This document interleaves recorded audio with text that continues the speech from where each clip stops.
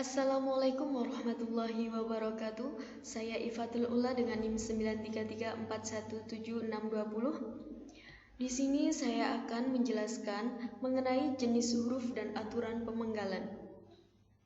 Aturan pemenggalan kata yang benar menurut PUEBI untuk memenggalkan sebuah kata tidak bisa dilakukan secara asal-asalan. Ada ketentuan dan aturan tersendiri yang harus kita ikuti agar tulisan yang sudah kita penggal tersebut tetap bisa terbaca dengan baik dan benar. Nah, aturan tersebut itu tercantum dengan jelas di dalam PUEBI yang mulai ditetapkan pada tahun 2015. Istilah pemenggalan kata sejatinya sudah ada sejak berlakunya ejaan yang disempurnakan atau EYD.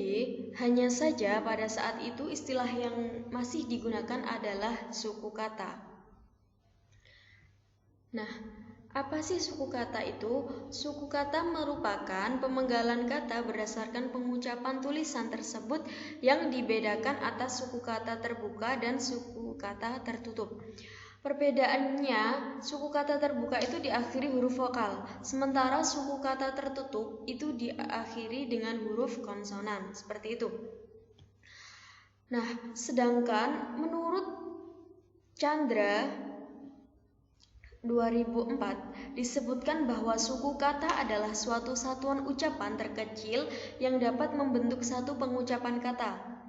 Huruf vokal dan huruf konsonan merupakan dua unsur utama dari suku kata.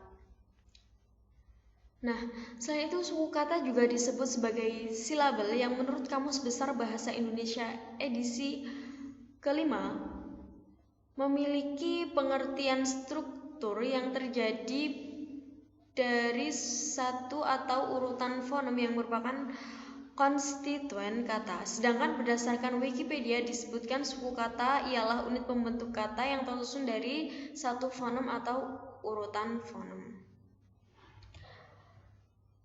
Nah, selanjutnya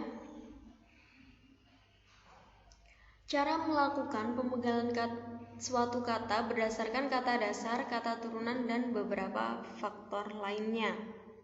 Nah, kata dasar yang pertama, jika ada huruf vokal berurutan di tengah kata, maka pemenggalannya itu dilakukan di antara kedua huruf vokal tersebut. Contohnya, yang pertama adalah main. Nah, main itu kita penggalnya itu di tengah-tengah. Katakan main ada 4, nah itu di tengah-tengahnya. Ma dan in, seperti itu. Dan ada 4 contoh ya ini. Nah, yang kedua itu jika terdapat huruf diftong yaitu AI, AU, EI, dan OI, maka tidak perlu dilakukan pembualan pada huruf diftong tersebut.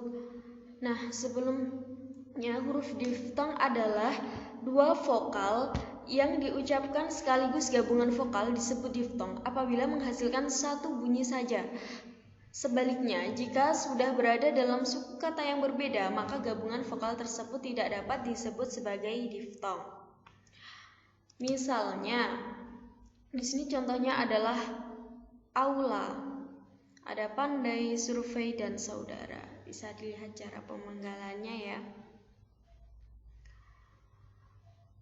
Selanjutnya, itu jika di tengah kata dasar terdapat huruf konsonan maupun gabungan huruf konsonan yang diapit dua huruf vokal, maka pemenggalannya dilakukan setelah huruf konsonan tersebut. Contohnya,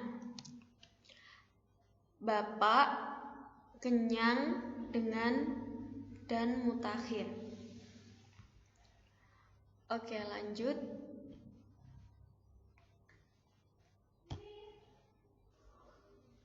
Apabila di tengah kata dasar ada dua huruf konsonan yang berurutan, pemenggalannya itu dilakukan di antara dua huruf konsonan tersebut. Misalnya makhluk, sanggup, sombong, swasta, dan lain sebagainya. Selanjutnya itu Bila mana di tengah kata dasar terdapat 3 huruf konsonan atau lebih yang masing-masing melambangkan satu kesatuan bunyi, maka pemenggalannya itu dilakukan di antara huruf konsonan pertama dan kedua. Contohnya infra, bentrok, sama instrumen, ultra, dan lain sebagainya. Selanjutnya itu namun aturan tidak berlaku untuk gabungan huruf konsonan. Misalnya, gabungan huruf konsonan adalah penggabungan 2 huruf konsonan tertentu yang membentuk satu intonasi yang baru. Adapun huruf-huruf tersebut antara lain NG, NY, SY, dan KH itu. Seperti halnya huruf diftong, gabungan huruf konsonan juga bisa diletakkan di awal, di tengah, atau di belakang suatu kata. Contohnya, bangkrut, banyak, bangsa, makhluk. Seperti itu. Lanjut.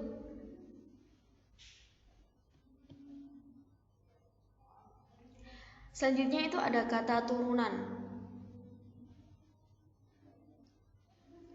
yaitu pemenggalan kata turunan sedapatnya dilakukan antara bentuk kata dasar serta unsur pembentuknya.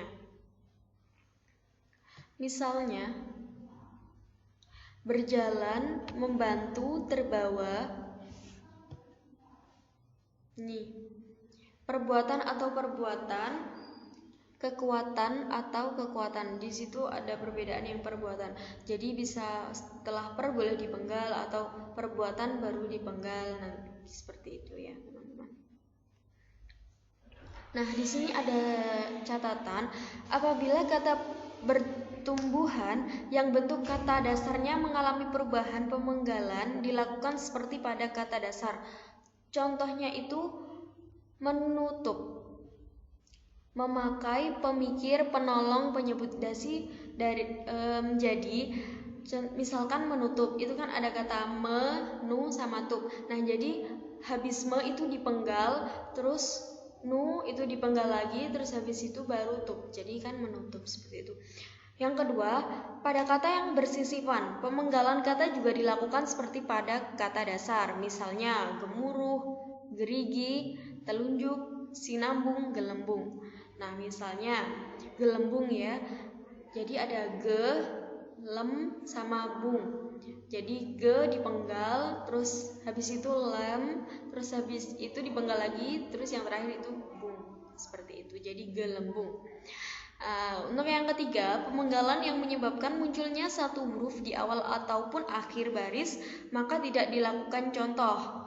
Walaupun cuma-cuma mereka enggan mengambil makanan itu. Nah, seperti kayak cuma-cuma gitu. Selanjutnya,